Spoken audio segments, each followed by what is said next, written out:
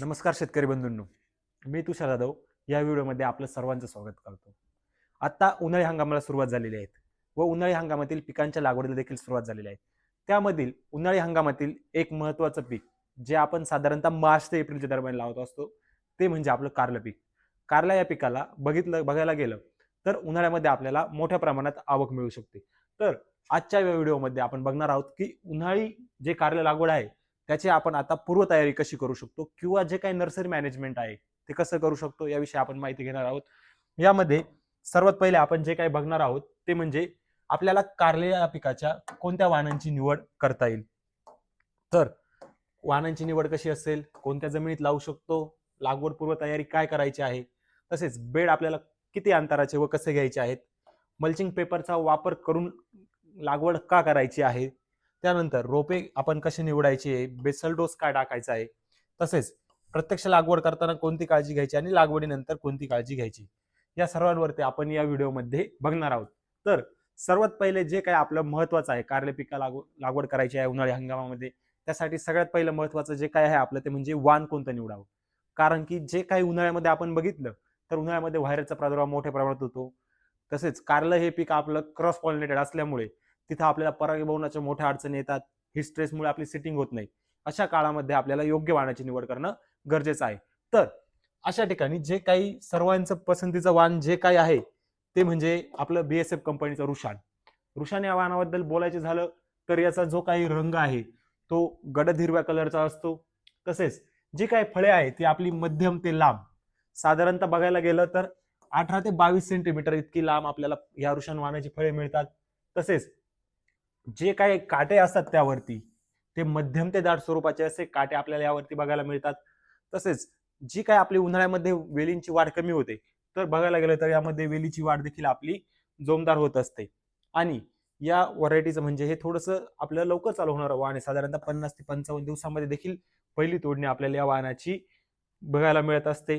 तसेच या वाणाच्या फळांची साल जाड असल्यामुळे याला बाहेर डिमांड आहे. तसेच चुहा टाईप मधील कारले असल्याने याला आपलं लोकल मार्केटमध्ये देखील मोठ्या प्रमाणामध्ये मागणी आहे. तसेच जे काही पुढचं वाण आहे ते म्हणजे आपलं US 812. या वाणाची देखील आपण लागवडीसाठी निवड करू शकतात. या फळांचा रंग बघितला तर जे काही आपण रुशान वाण बघितलं तर रुशान वाणापेक्षा जास्त हिरवा, गडद हिरवा कलरचा हा रंग असतो. तसेच जी काही फळे आहेत ती मध्यम लांबीची 15 ते 18 सेंटीमीटर इतक्या लांबीची या वाणाची फळे असतात. तसेच एका फळाचे वजन बघायला गेलं तर एका फळाचे वजन आपलं साधारणतः 100 ते 150 ग्राम इतकं असतं.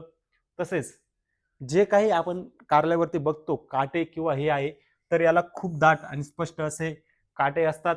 याचा गडद रंग आणि जे काही काटेरी रूप आहे यामुळे याला आपल्याला मार्केटमध्ये जास्त प्रमाणामध्ये मागणी बघायलाही मिळत असते. तसेच जी काही वेल आहे वेलीची वाढ ही अतिशय जोमदार असते व या वेळेला सतत फळधारणा होत असते. यामुळे या वाणापासून आपल्याला उत्पादन देखील मोठ्या प्रमाणामध्ये मिळत असते. पुढचं जे काही वाण आहे ते म्हणजे कारलेचं हरिताब. हरिताब वाणाबद्दल बोलायचे झाले तर हरिताब वाणाला आपण साधारणतः व्हायरस कमी येतो म्हणून याची लागवड जास्त केली जाते. तर हरिताब जे वाण आहे तर हरिताब वाणामध्ये बघायला गेलं तर चमकदार ग्लॉसी, गडद म्हणता येणार नाही, ग्लॉसी अपीअरन्स, ग्लॉसी ग्रीन कलरचे हे आपल्याला फळे बघायला मिळत असतात. ती फळे आपण बघितली तर फळे ही लांबट आणि सरळ साधारणतः 20 ते 25 सेंटीमीटर लांब इतकी या वाणाची फळे असतात. तसेच यावरती जे काही काटे आहेत ते मध्यम ते दाट स्वरूपाचे असे काटे असतात. साधारणतः 50 ते 55 दिवसात तोडणीला येणारं हे अतिशय महत्वाचं वाण आहे. तसेच जे काही फळ आहे तर फळांचा चमकदारपणा हा तोडणीनंतरही जास्त वेळ टिकून राहतो. त्यामुळे जी काही फळे आहे ती फळे बाजारात आपल्याला ताजी दिसतात व त्याला चांगलं डिमांड मिळतं. तसेच या वाणाची फळे जास्त मोठे असल्याने वजन देखील आपल्याला चांगले मिळते व उत्पादन देखील आपल्याला यापासून चांगले मिळत असते. त्यानंतर पुढचं जे वाण आहे ते म्हणजे प्रगती. प्रगती वाणाबद्दल बोलायचे झाले तर जे काही आहे ते म्हणजे आकर्षक हिरवा ते गडद हिरवा या स्वरूपाचे या वाणाची फळे असतात. जी काही फळे आहे फळे मध्यम लांबीची असतात. आता फळांवर जे काटे बघायला गेले तर फळांवरती इथं स्पष्ट आणि तीक्ष्ण असे काटे इथं बघू शकता आपण. स्पष्ट आणि तीक्ष्ण असे काटे या प्रगती वाणामध्ये आपल्याला बघायला मिळत असतात. पहिली तोडणी जी काही आपली ती आहे ती 55 ते 60 दिवसामध्ये याचं उत्पादन सुरू होत असतं. आणि विशेष म्हणजे खरीप आणि उन्हाळी अशा या दोन्ही हंगामासाठी हे वाण आपले उपयुक्त असे वाण आहेत. त्यानंतर जे काही सध्या वाण मार्केटमध्ये जास्त चालत आहे ते म्हणजे आपले निर्मल कंपनीचे सावित्री. या वाणाची निवड आपण लागवडीसाठी करू शकतात.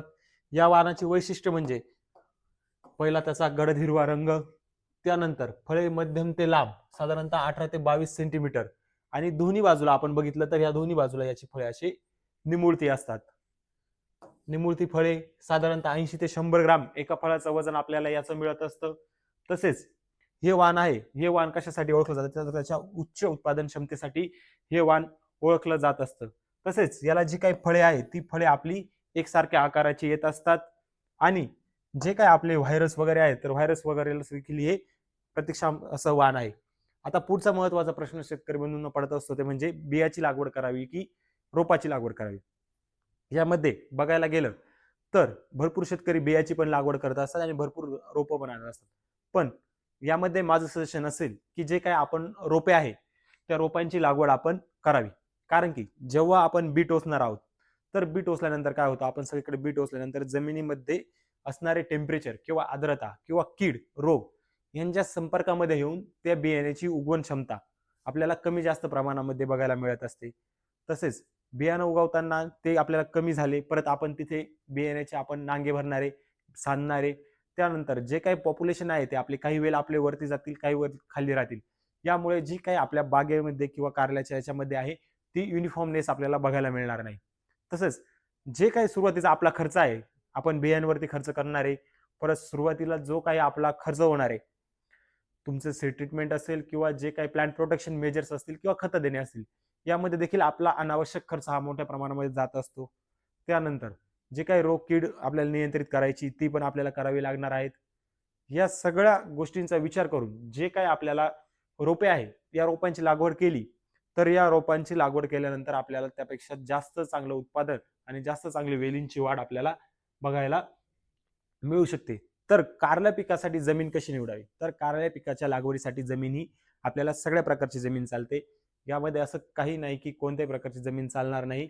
तर यासाठी फक्त एक काळजी घ्यायची की जी काही आपण जमीन निवडणार आहोत तर ते कारल्या पिकासाठी जमीन फक्त आपली क्षारयुक्त किंवा चोपण आणि या पद्धतीची नकोय, ज्यामध्ये जास्त आपले सोडियम क्लोराईड युक्त क्षार असतील किंवा पाण्यामध्ये जास्त क्षार असतील अशा ठिकाणी आपल्याला कारले पिकाची लागवड टाळायची.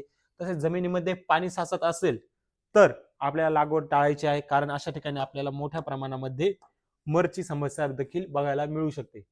तर पूर्वतयारी काय करायची आहे, सर्वांना माहिती प्रत्येक पिकाची आपण पूर्वतयारी नांगरणीपासून करत असतो. नांगरणीनंतर आपण त्यावरती जे काही ढेकळं वगैरे आलेले असतील तर ते ढेकळं वगैरे फोडण्यासाठी माती बारीक करत असतो, परत बेड पाडत असतो.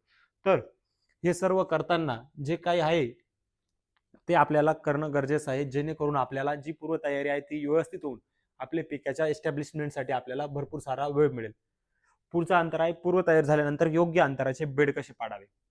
बघायला गेलं तर कारल्या पिकाची आपण साधारणतः मंडप पद्धतीने किंवा नेट पद्धतीने लागवड करत असतो. अशा ठिकाणी वेल पसरण्यासाठी आपल्याला जे काही ओळी आहेत ओळींमध्ये आपल्याला योग्य अंतर असणं गरजेचं आहे आणि आपले वाफे देखील त्या पद्धतीने किंवा बेड देखील त्या पद्धतीने पडणं गरजेचं आहे. तर कारले या पिकाची आपल्याला लागवड करायची असेल तर कारले पिकाची लागवड करण्यासाठी आपल्याला योग्य अंतराचे बेड म्हणजे 2 बेडमध्ये योग्य अंतर असणं गरजेचं आहे.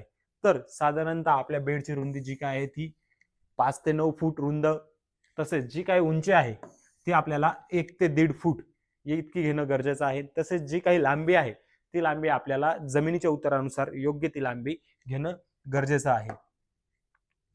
त्यानंतर कारले पिकाची तयारी झाल्यानंतर बेसल डोस काय टाकावा हा मोठा संभ्रम असतो. तर जे काही कारले पीक आहे तर कारले पिकाला संतुलित अन्नद्रव्य व्यवस्थापन होणं गरजेचं असतं.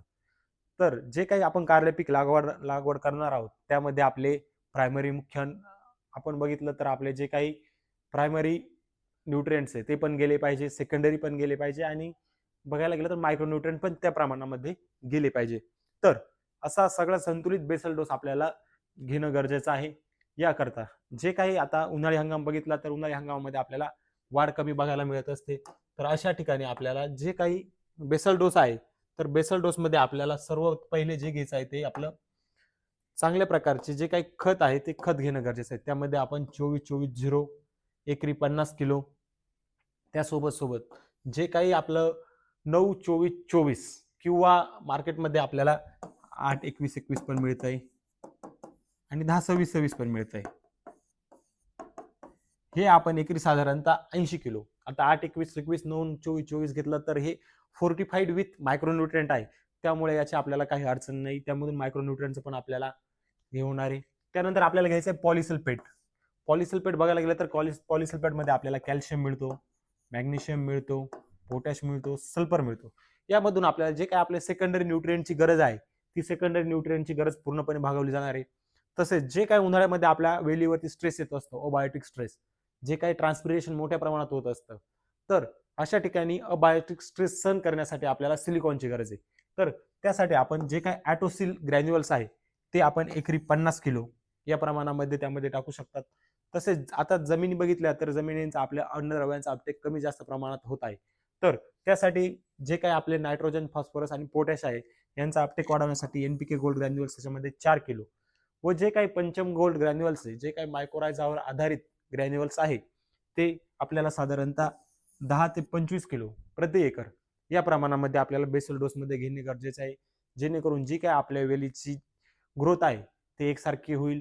त्यानंतर जे काही एकसारखे आपल्याला फुटवे वगैरे लागणार आहेत तर ते आपल्याला घेण्यासाठी मदत होणार आहे. त्यानंतर जे काय आहे की मल्चिंग पेपरचा वापर करावा की नाही, तर उन्हाळ्यामध्ये आपण लागवड करणार असेल तर आपण 100% मल्चिंग पेपरचा वापर करावा. कारण जेणेकरून जे काय आपले रोग व कीड आहे त्या रोग व किडीचा आपल्याला नायनाट करायला मदत होईल, व्हायरस कमी येईल.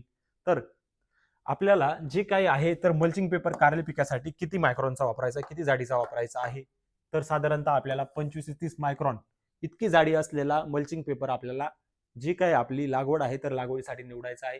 तसेच सिल्वर ब्लॅक कलरचा 25 ते 30 मायक्रॉनचा घ्यायचाच आहे, पण काय साधारणतः सिल्वर ब्लॅक कलरचा घ्यायचा. त्यामुळे काय होणार आहे, आपले जे काही तणांचं नियंत्रण व्हायला मदत होणार आहे. जे काही तण आपले मध्ये उगवून येणार आहे तर त्यांना सूर्यप्रकाश मिळणार नाही. तो सूर्यप्रकाश न मिळाल्यामुळे त्यांचं फोटोसिंथेसिस स्टॉप होईल आणि तणांची वाढ जी काही पेपर आहे पेपरच्या खालीच थांबलेले आपल्याला बघायला मिळेल. दुसरं जे आहे ते म्हणजे उन्हाळ्यामध्ये मोठ्या प्रमाणामध्ये जमिनीमधून मॉइश्चर किंवा इव्हॅपोरेशन म्हणू शकतो किंवा पाणी वाफ भरून उडून जात असतं.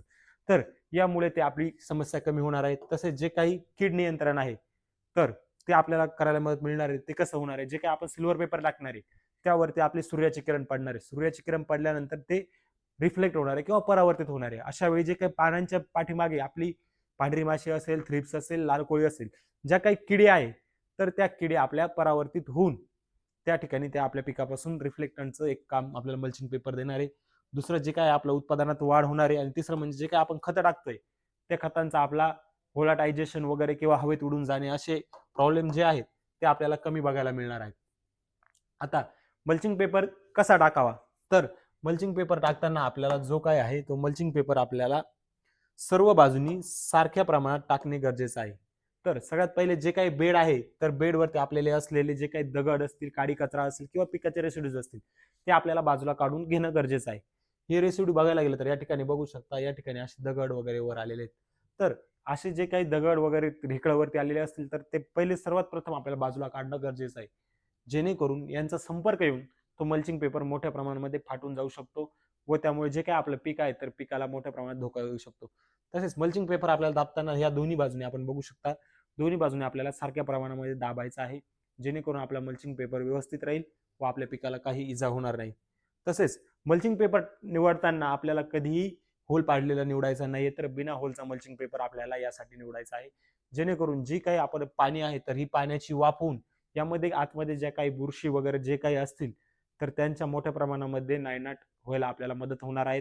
त्यानंतर ज्या काही बुरशी वगैरे असतील, ज्या किल झालेल्या नसतील तर त्यांची किल करण्यासाठी आपल्याला त्यामध्ये डॉक्टर बॅक्टोस डर्मस फोरके जे आहे ते आपल्याला 500 ग्राम प्रति एकर व त्यासोबत डॉक्टर बॅक्टोस फ्लुरो फोरके हे आहे ते 500 ग्राम प्रति एकर या प्रमाणामध्ये वापरून घेणं गरजेचं आहे, जेणेकरून जे काही आपलं फंगस वगैरे असतील तर ते सर्व आपल्याला किल व्हायला मदत होणार आहे.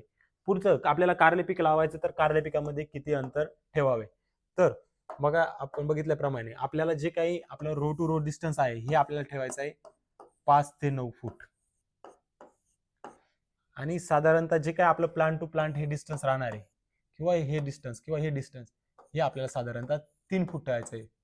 याचा विचार केला आपण साधारणतः 9x3 वरती पण देखील आपण लागवड करू शकताय. तरी याच्यानुसार आपले प्लांट पॉप्युलेशन होणार आहे आणि त्यानुसार आपल्याला योग्य प्रमाणामध्ये आपल्याला मंडप टाकायचा असेल किंवा नेट टाकायचं असेल तरी आपल्याला दोन्ही पद्धतीने नियोजन करता येईल. पुढचं जे काय आहे ते म्हणजे आपल्याला बियाणं निवडायचं किंवा रोप निवडायचं तर आपल्याला काय काळजी घेणं आहे. सर्वात पहिले म्हणजे आपल्याला कोणतं वाण लावायचंय त्या वाणाची आपली निवड ठरली असावी. आपल्याला रुशन लावायचंय, QS 812 लावायचंय किंवा हरिताभ लावायचंय किंवा सावित्री लावायचंय किंवा प्रगती लावायचंय. हे काही जे वाण आपण निवडणार आहे ते आपल्या वाणांची निवड ठरलेली असावी. दुसरं म्हणजे जे काही आपल्याला रोपं लावायची किंवा व्हरायटी लावायची, वाण लावायची, आपण रोपे तयार करणार असेल तर नर्सरीमध्ये जाऊन ते आपल्या जवळच्या नर्सरीत बुक करणं गरजेचं आहे. जेणेकरून जी रोपे आहे त्या रोपांवरती आपलं कंटिन्यू लक्ष राहील. त्यावरती कोणत्या किडीचा अटॅक झालाय का रोगाचा अटॅक झालाय हे आपल्याला बघायला सोपं पडेल. तसंच जे आपण नर्सरीमध्ये जवळच्या नर्सरीमधून का निवडायचे, कारण की जी काही ट्रे कपची साईज आहे ती ट्रे कपची साईज आपली छोटी असेल तर त्या ठिकाणी आपले मोठ्या प्रमाणामध्ये जे काही मुळं आहे तर त्या मुळांची आपल्याला मोठ्या प्रमाणामध्ये कॉइलिंग झालेली बघायला मिळते. आता समजा ही अशी आपली कॉइलिंग झालेली असेल मुळांची, तर ही मुळांची जी कॉइलिंग आहे तर ही कॉइलिंग जे काय आपलं रोप आहे तर त्या रोपाला वाढू देत नाही आणि हे रोप न वाढल्यामुळे आपल्याला मोठ्या प्रमाणामध्ये त्याच्या ग्रोथ वगैरे मध्ये हे येऊ शकतात. तसेच जे काही सरकारने सर्टिफाईड जी बियाणं आहेत त्या बियाणे आपल्याला निवडायचे. तसेच जी काही लागवडीसाठी आपल्याला रोपे निवडायची तर त्या रोपांचं वय आपलं 18 ते 21 वर्ष असणं, 18 ते 21 दिवस असणं गरजेचं आहे. तसेच आपल्याला रोपे एकसारखी वाढलेली सशक्त रोपे निवडायची. तसेच कीडग्रस्त, रोगजन्य आणि व्हायरस मुक्त अशी रोपे आपल्याला या लागवडीसाठी निवडायची आहेत. तसेच लागवडी अगोदर या रोपांची हार्डनिंग करणं गरजेचं आहे. हार्डनिंग म्हणजे काय, जनरली जे काही रोपे आहेत ते रोपे आपण नर्सरीमध्ये ठेवलेले असतात आणि नर्सरीमध्ये ठेवलेले असल्यामुळे या रोपांना जे काय आपलं सभोवतालचं हवामान आहे किंवा वातावरण आहे याशी जुळवून घेणं शक्य नसतं. तर या वातावरणाशी जुळवून घेण्यासाठी त्याला आपल्याला ससेप्टेबल करणं गरजेचं असतं. म्हणून साधारणतः पहिले सुरुवातीला 25% सूर्यप्रकाश, नंतर 50%, नंतर 75% अशा प्रकारे ठेवून आपल्याला त्याचं हे करणं गरजेचं आहे. जेणेकरून जी काही रोपे आहे तर ती रोपे आपली त्या वातावरणाशी जुळवून घेतील व मोठ्या प्रमाणामध्ये त्यांची हे कॅपॅसिटी वाढू शकते. तसेच रोपे लागवड करताना आपल्याला काय काळजी घ्यायची आहे. तसेच रोपे आणल्यानंतर सर्वात पहिले आपल्याला जी रोपांची मुळे आहे किंवा ट्रे आहे, ट्रेची आपल्याला ट्रे ट्रीटमेंट करणं गरजेचं आहे. त्यामध्ये आपण त्यावरती बुरशीनाशक किंवा कीटकनाशकांची ट्रीटमेंट करून ती रोपे घेऊ शकतात. तसेच आपण आता बोललो रोपांची हार्डनिंग केलेली असावी. तसेच आपल्याला लागवडी अगोदर जे काही आपले बेड आहे तर ते बेड आपल्याला चांगल्या पद्धतीने ओले करून घेणं गरजेचं आहे. ओले केल्यानंतर वापसा स्थितीमध्ये आपल्याला आपल्या याची लागवड करायची आहे. तसेच जे काही आपलं होल आहे तर जे काही मल्चिंग पेपरला आपण होल पाडलेला आहे तर होलच्या मध्यभागी आपल्याला लागवड करणं गरजेचं आहे. जेणेकरून जी काही वाफ होणार आहे तर ती वाफ तिथे होणार नाही आणि आपली रोपे आपली मरणार नाही. तसेच जे काही रोपे आहेत तर ते रोपे आपल्याला लागवड कधी करायची ती सकाळी किंवा संध्याकाळी करणं गरजेचं आहे.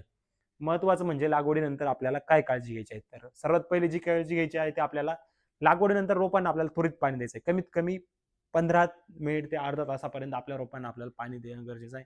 जेणेकरून जी काही मुळे आहेत तर मुळांना प्रॉपर मॉइश्चर मिळेल व आपल्या रोपांची स्टॅबिलिटी वाढेल.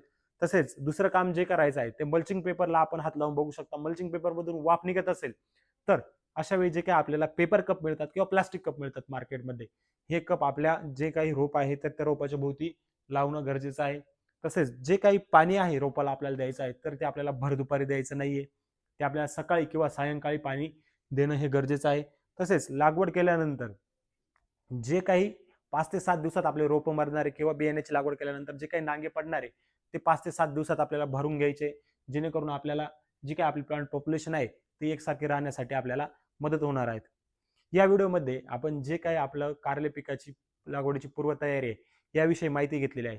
जर आपल्याला कारले पिकाची लागवडीपासून तर काढणीपर्यंतचे संपूर्ण शेड्यूल पाहिजे असेल, कोणतं खत व्यवस्थापन केलं पाहिजे, कीड नियोजन कसं केलं पाहिजे, आपलं झाड वेल कधी वर चढवली पाहिजे किंवा बांधली कशा प्रकारे पाहिजे वगैरे, हे सर्व मार्गदर्शन आपल्याला हवे असेल तर जे काही आमचं मोबाईल ऍप्लिकेशन आहे तर आनंद क्रॉप गुरु हे ऍप्लिकेशन आपण डाउनलोड करू शकतात. या ऍप्लिकेशनवरती आपल्या कारले पिकाचा प्लॉट रजिस्टर करू शकता. यामध्ये आपल्याला आपलं जे काही खत व्यवस्थापन आहे, फवारणी व्यवस्थापन आहे, या सर्वांचं मोफत मार्गदर्शन मिळणार आहे. ते विदाऊट चार्ज. ते पण आपल्याला मिळेल आपल्या पिकाच्या व्हरायटीनुसार, जमीनच्या प्रकारानुसार, वातावरणाच्या अंदाजानुसार व आपल्याला गरजेनुसार देखील प्लॉट व्हिजिट मिळू शकते. हा व्हिडिओ तुम्हाला कसा वाटला हे आम्हाला कमेंटमध्ये जरूर सांगा. हा व्हिडिओ आपल्याला आवडला असेल तर ते या व्हिडिओला जास्तीत जास्त लाईक करा, शेअर करा आणि आनंद ॲग्रो केअरच्या चॅनलला सबस्क्राईब करायला विसरू नका. धन्यवाद.